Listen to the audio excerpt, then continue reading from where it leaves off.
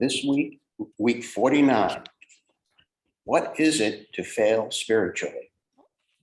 Truth is one and eternal. Realize oneness with it and your deathless self within. The following commentary is based on the teachings of Paramhansa Yogananda. The first passage is from the Gospel of St. Matthew, chapter 25. Jesus tells the parable of the 10 virgins, 5 of them wise, 5 of them foolish. They await their bridegroom, the Christ consciousness. The wise virgins keep the oil in their lamps, symbolic of their devotion, lit through the night. The foolish virgins place no oil in their lamps. These foolish ones are like the average devotee, going through the motions of outer ritual, but keeping no fire of love burning in the heart. When the bridegroom's coming is announced, the foolish virgins realize their mistake and hasten to purchase oil. During their absence, the Christ consciousness comes and embraces those who have been awaiting him with devotion. The foolish ones, by their lackluster devotion, are not accepted by him. Watch, therefore, Jesus told his listeners, for you know neither the day nor the hour wherein the Son of Man cometh. In Autobiography of a Yogi, Paramhansa Yogananda describes the foolish virgin consciousness as he encountered in the Mahamadal hermitage he stayed in as a young man in Benares. I was pleased, he wrote, that my new home possessed an attic where I managed to spend the dawn and morning hours. The ashram members, knowing little meditation practices, thought I should employ my whole time in organizational duties. They gave me praise for my afternoon work in their office. Don't try to catch God so soon, this ridicule accompanied one day in my early departure to the attic. Later, during meditation, I felt lifted as though bodily to a sphere uncircumscribed. Thy master cometh today, a divine woman's voice came from everywhere and nowhere. The supernatural experience was pierced by a shout from a divine locale. A young priest named Habu was calling me from downstairs in the kitchen. Mukunda, enough meditation. You are needed for an errand. The Divine Mother's words were not spoken for the benefit of the priest, the foolish virgin, but for Mukunda, the wise virgin. For this was the day of Guru Sri Yukteswar coming to him. Grieve not, friends, if you feel that you have been foolish. No error is forever. Someday, if you keep your lamp lit now, your opportunity will come. In the Bhagavad Gita, 6th chapter, Krishna promises every devotee, Arjuna, none who works for self-redemption will ever meet an evil destiny. Spiritual failure, though a deep disappointment, is always temporary. Eternal hellfire is but a projection of vindictiveness in the human mind. Thus, through Holy Scripture, God has spoken to mankind. Oh, oh, oh.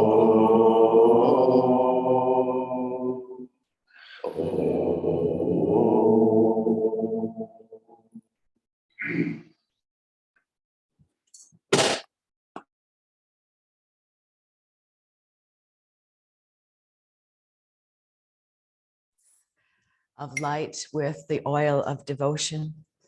Thank you, Shan. Good morning, everyone. We'll begin with a whispers demand for control of the unruly senses. O Spirit, let me not feed my insatiable sense cravings with further wrong deeds, to teach me to discipline myself, that I always think in terms of my true happiness. If my senses become unruly, teach me to govern my will, not to cooperate with them in their desires, to feed them only wholesome acts. As electricity can either illuminate or destroy a building, so human power can either glorify or devastate a life. Let me learn then to govern wisely the finite forces thou hast entrusted to me, that each of them with a twofold potency he directed only toward the good. Let the greedy flames of all my desires consume their own dross, not by self-indulgence, but by self-offering into the white heat of thy wisdom. Teach me, O Spirit, to cooperate with thy will, to perform every duty harmoniously, and to sing the one little song thou hast given me to sing, until all my unruly senses learn to join happily in full harmony with thy cosmic plan.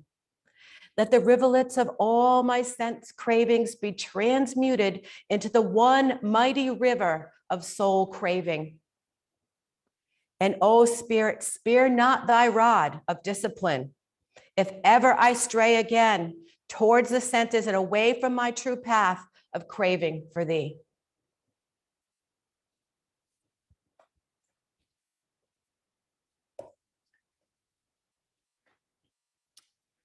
Will I fail spiritually? Will I leave the spiritual path?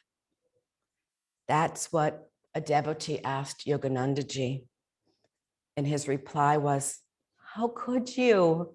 Everyone in the world is on a spiritual path. And that's the beauty of it. We are all on our own unique spiritual path back to God. And everything that comes to us is for our highest good in our spiritual progress.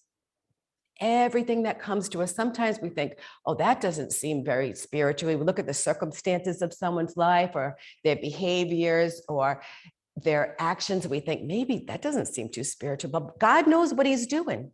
And he has to bring us through our karma back to him in a way that is beyond our capacity to really understand. It's God-given truth that happens. And God knows each one of our hearts and what each one of us knows.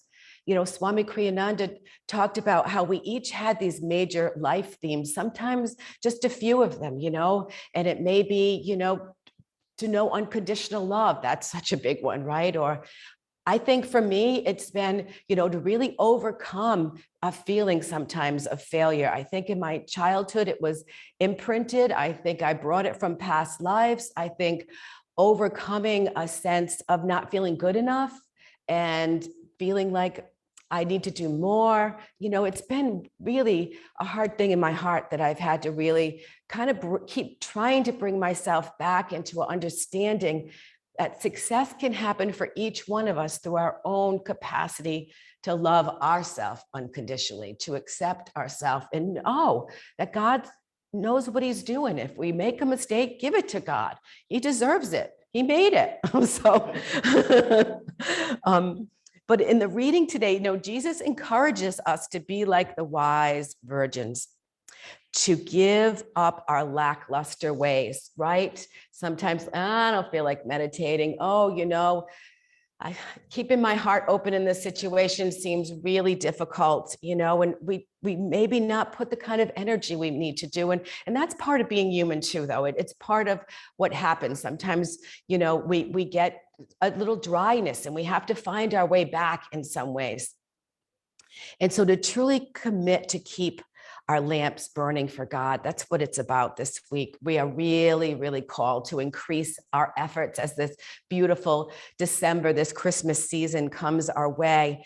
And today, these efforts to keep our lamps of devotion, meditation, and service lit now, from this moment, we're each resetting that capacity, our devotion to be that impeccable, that unconditional, loving, enthusiastic devotee of God, you know, and this is our opportunity because Christ consciousness will come and our readiness happens in the days where it feels really tough, but we still show up and maybe just take 5 minutes of prayer or meditation. Even the most foremost disciple of Yogananda, Rajasi, when he asked, can you give me samadhi, right? Samadhi, that experience of being completely free, completely in the divine light, and the experience of, transcending everything but the holiness of who we are. And Yogananda replied to that question, can I get samadhi? He said, sure you can, but you'll not be able to sustain it with your own merit. And you'll not be able to tolerate going back to your old life, to that old existence, once you've had that kind of experience. That these are the steps that we take through what we might call failures, are really opportunities to get stronger in God, to grow our frequency, our capacity, our open-heartedness, our responsive. We have to earn it. And because of the difference between oneness of God and our present state of consciousness, we are still in this human experience in the ego's prison of likes and dislikes, attachments, separation, and that can really bring us into a sense of failure. But we must break free, says Master. He says, you must not let your life play out in an ordinary way. Do something nobody else has done and show this world the creative principle works in you. So what if you fail? You're in good company. Truth be told, we cannot fail. God is part of all of us. We're all coming into an awakening through our own beautiful, unique process with patience, love, perseverance, and absolute faith that God will bring us home. And every time I prepare for Sunday service, I have my own purification ceremony, And at first, when I got assigned, how do we fail spiritually? I started to kind of think a little bit into, I really kind of thought about my failures, and I looked at some of the things, and I can see that I can have an inner dialogue that can be really tough on myself. And it's one of my life themes that I'm working on, to return to unconditional love and bring myself into that feeling. And so I had two great tests to help me with that. And the first one was, I was working with a colleague on a project, and we definitely had different perspectives on it. And, at first I just, I felt a little bit triggered, like, well, I'm doing something wrong, and this person's controlling the situation, and this doesn't feel good to me. And I realized that when I'm feeling that way, and when I'm feeling control or judgment from another, I shut my heart down. And when I shut my heart down, I shut it down to myself, to all the people in my life, but mostly to God. And that's really, really painful. And through that experience, I really was so grateful for that person to show me, because in that experience, a new awareness, a new awakening of how to understand that keeping my heart open is my work. And no matter what happens in my outer world, I can build that strength over and over to keep opening my heart. And maybe it won't happen all the time, but the more I know this now, because of that lesson, that it'll open quicker. It'll open quicker until ultimately it's not going to close down anymore. And that's how I'm going to keep my lamp lit of devotion for God. And I'm going to be ready for the Christ consciousness. And then my next test for this week was, I had a blast from the past. I'm a holistic therapist, and about 10, 12 years ago, I had a client who, was a yogi, and someone, she had gone through a lot of trauma in her life, but there was definitely, we worked together for quite a while, and I remembered her, and she left me an email saying that over 10 years ago, she she made a complaint on Google about how much of a terrible therapist I am. And she had thought that it was off Google, and maybe I took it off, but I didn't know about it. And then she said, but I found it again. So, but she was really happy about doing that. And, she went through this litany of how much I really am a failure as a therapist, and how, people, just, I shouldn't be working in the field, and just a lot of anger and hurt and resentment was coming from her that was really old. And when I received it, the message, it was really powerful for me, because I was like, I didn't feel any sense of failure. I didn't, but I felt was a sense of really big compassion, that this person had been carrying this for so many years.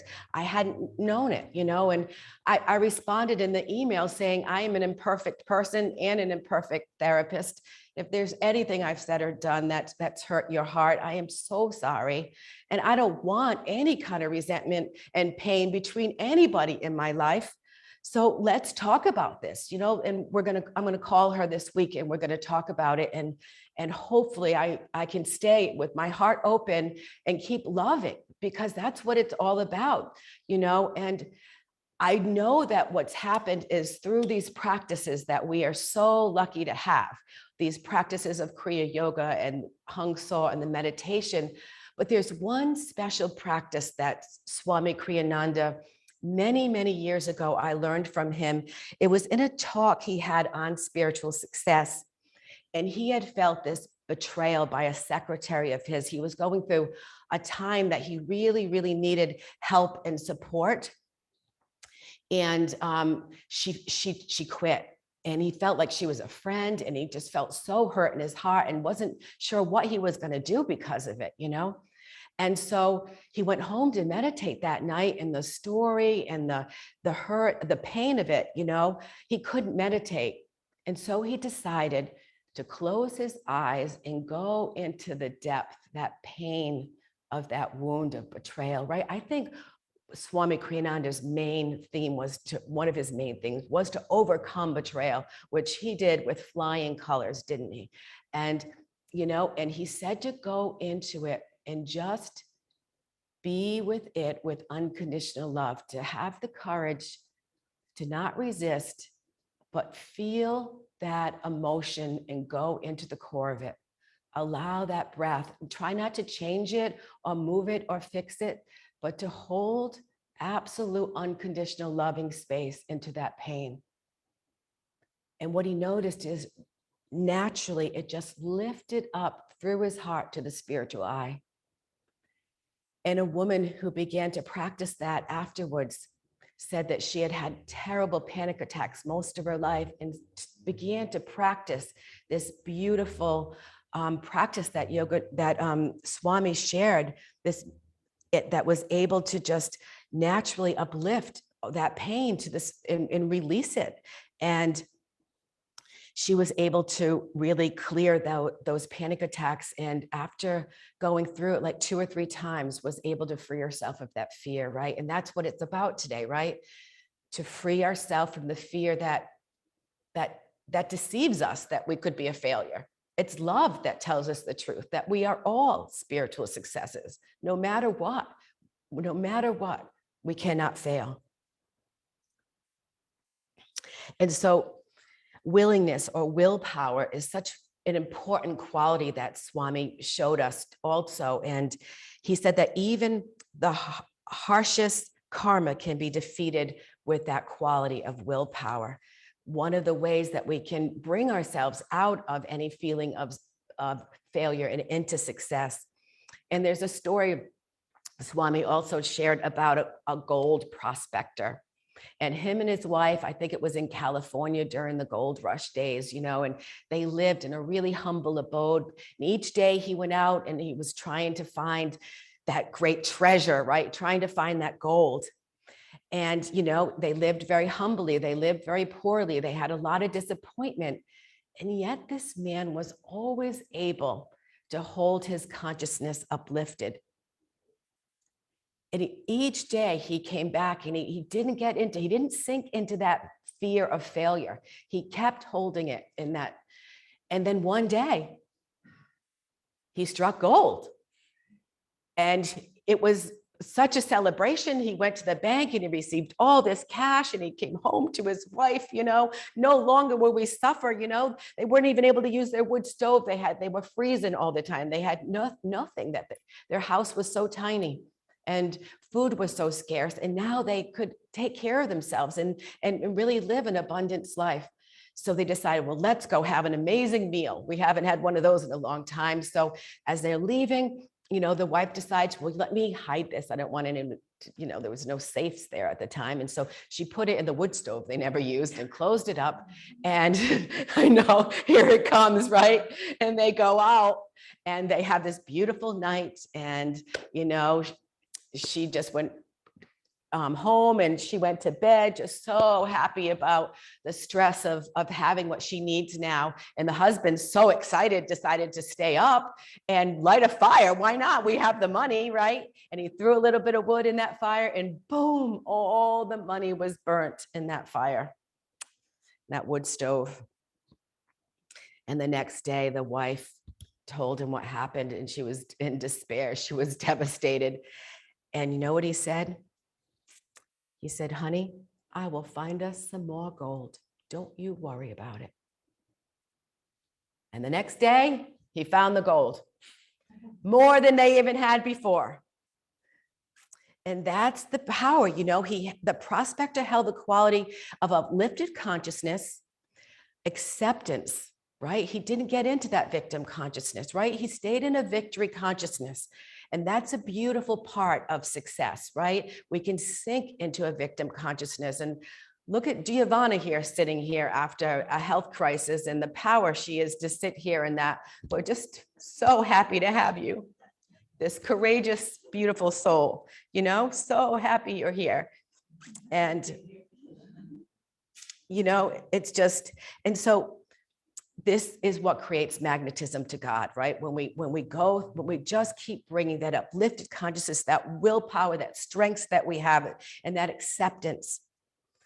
And so once we offer all our negative attitudes and problems and tests into the light of God with this willpower and with this quality of acceptance, devotion is our reward. And it's all about devotion today.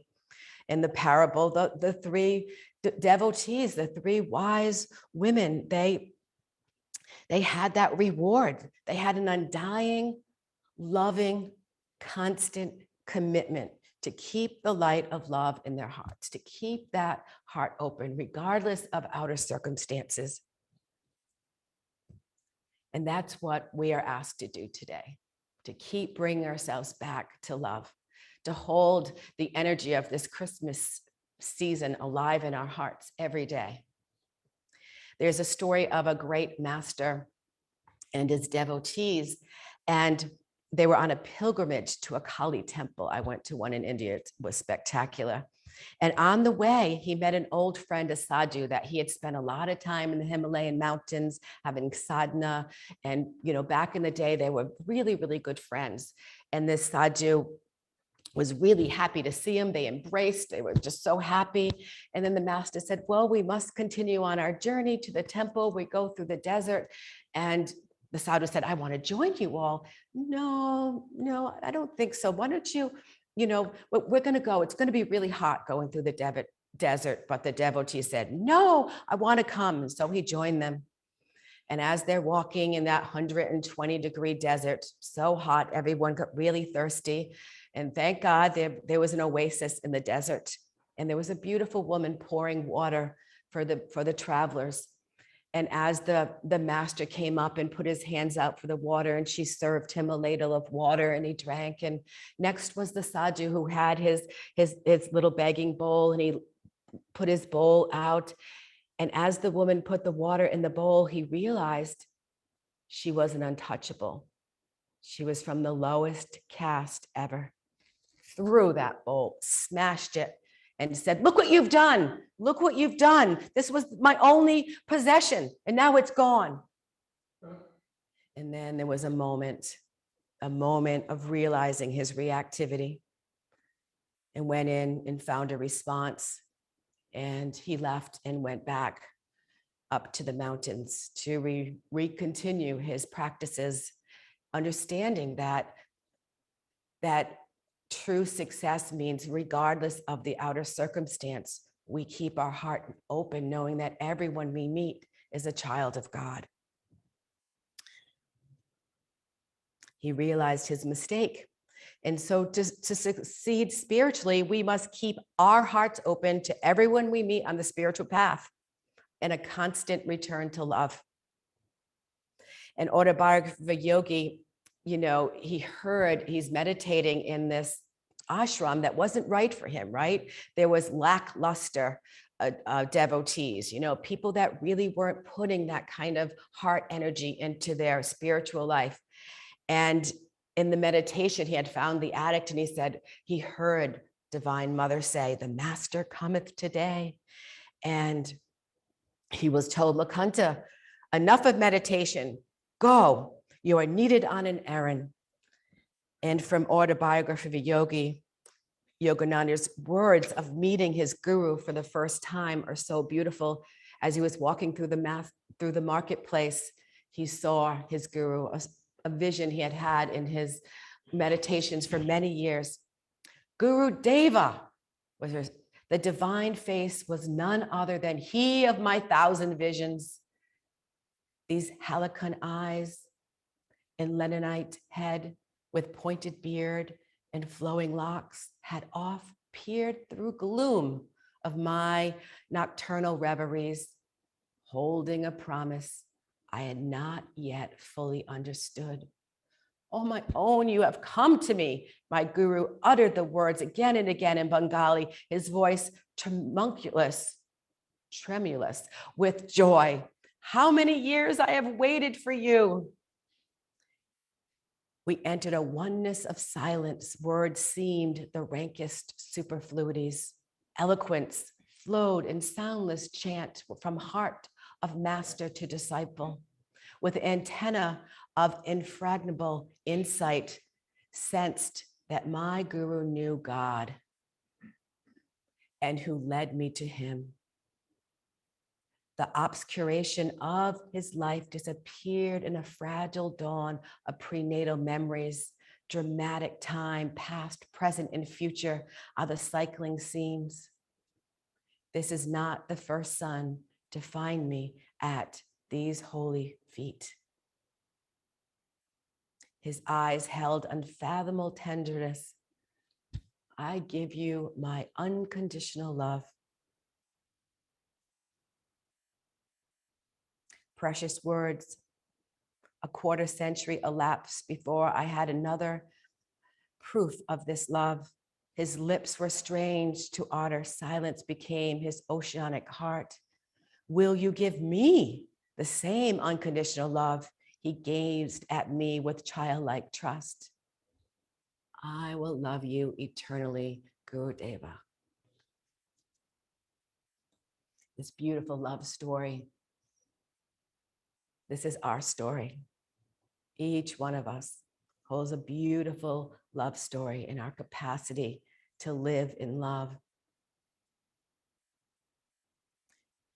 Swami said devotion is living our life and practicing the teachings of self-offering, and that we truly must become impeccable in that way. And one of it is, it's really to become impeccable when we're feeling hurt or a failure or upset or sad or angry at someone. Go into the very core of that feeling. Be with it, with your breath, with your attention, with your willingness, your willpower, your acceptance, and your love.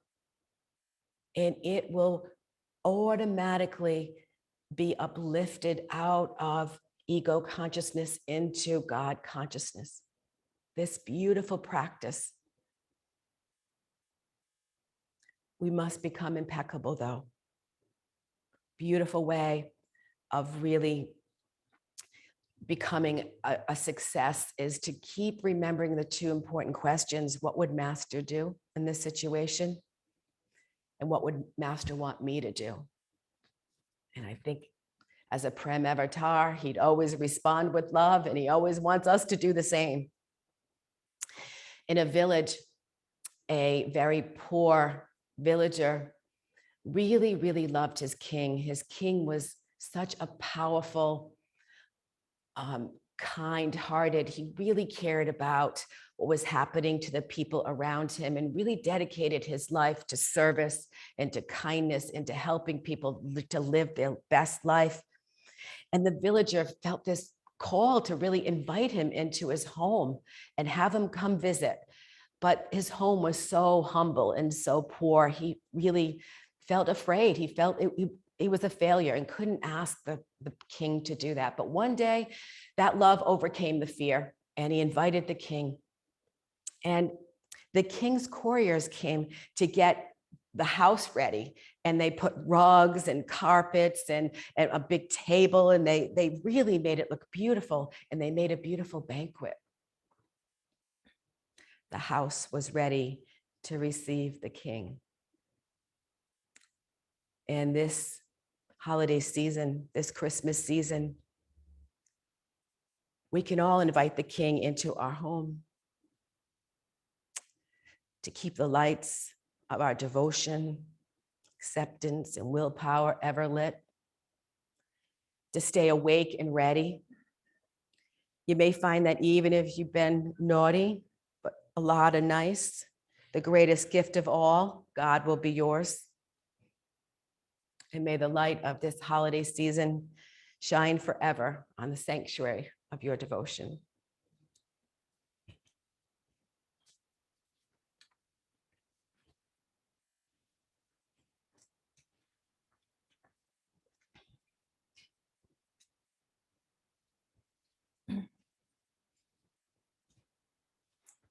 And now we'll have our offertory prayer.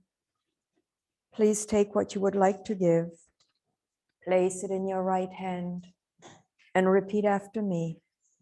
Divine Mother, Divine Mother, we offer to thee the fruits of our labors. we offer to thee the fruits of our labors. Bless this offering, This offering, that it serve as a channel that it serve as a channel of thy light of thy light to truth-seeking souls everywhere. to truth-seeking souls everywhere. Om. Peace. Peace. Amen.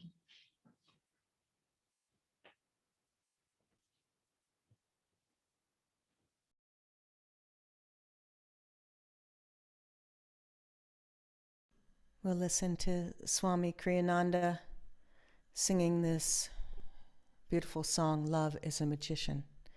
This is the last recording that he made before he left his body.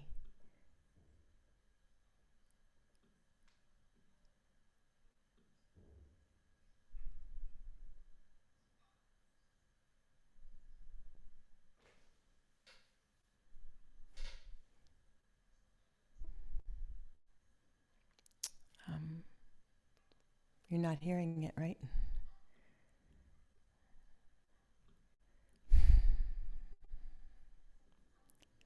Okay.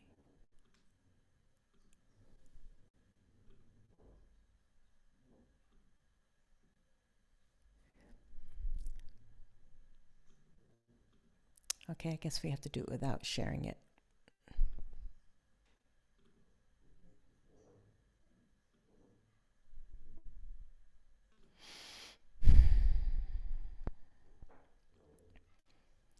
Thank you for your patience. A little technical difficulty here.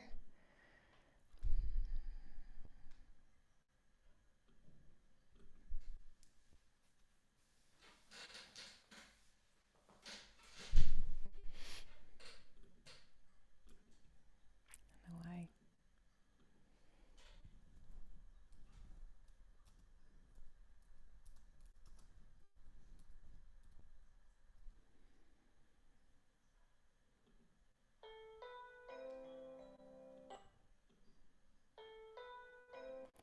Excuse me.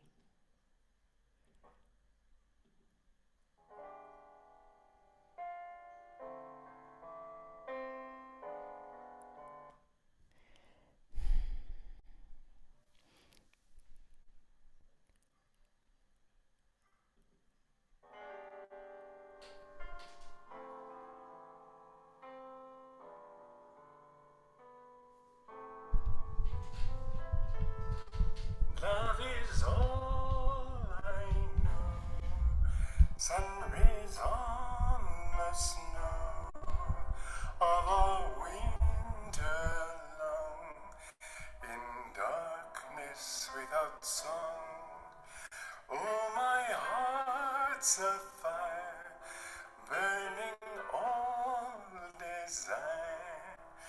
Only you remain, and life again. Too long I did stray, flung lifetimes away, imagined you did not care.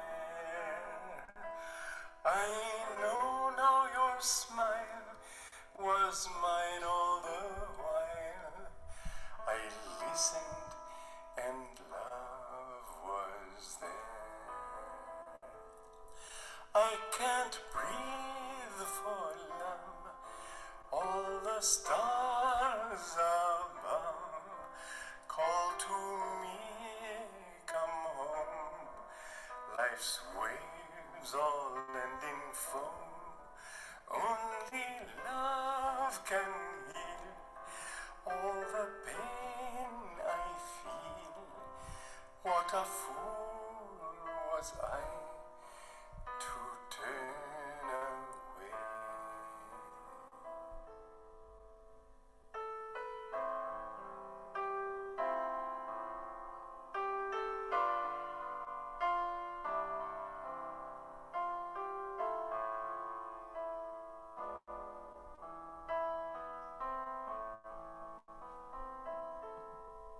Love is all I know, sun rays on the snow of a winter long, in darkness without song.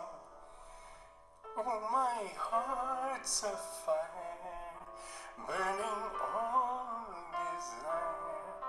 Only you remain, and life again.